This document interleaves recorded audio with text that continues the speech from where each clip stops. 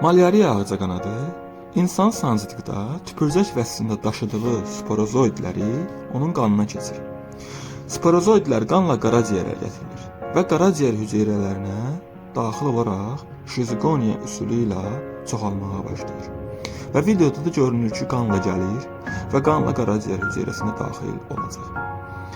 Və bu zaman qaraciyər hüceyrələri dağılır.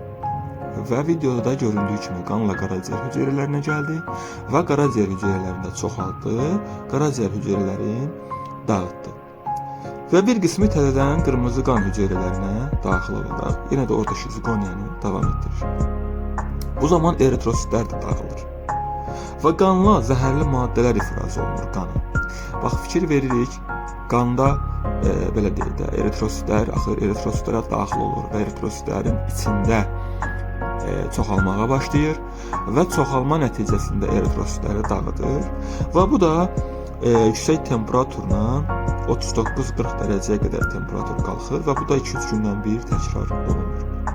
Müəyyən müddət keçəndən sonra insanın qanında olan bu parazitlərin çoxalması dayanır və qandakı inkişafını bitirmiş parazitlərdə gamotositlər əmələ gəlir.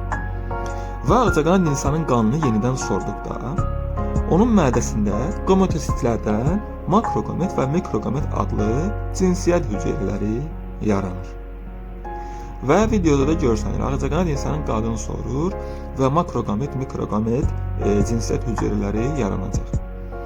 Həmən bu makrogamet, mikrogamet cinsiyyət hüceyrələrində birləşərək zigota çevrilir. Bu cür aktiv hərəkətli olub, yəni zigot,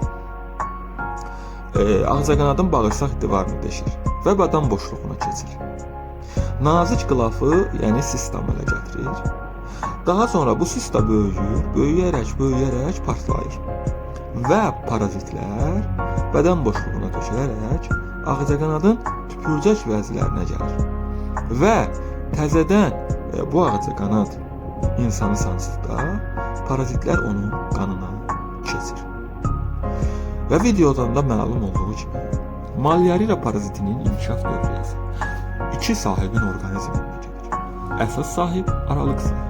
Əsas sahibi Anopheles cinsindən olan ağcaqanaddır, aralıq sahibi isə insandır.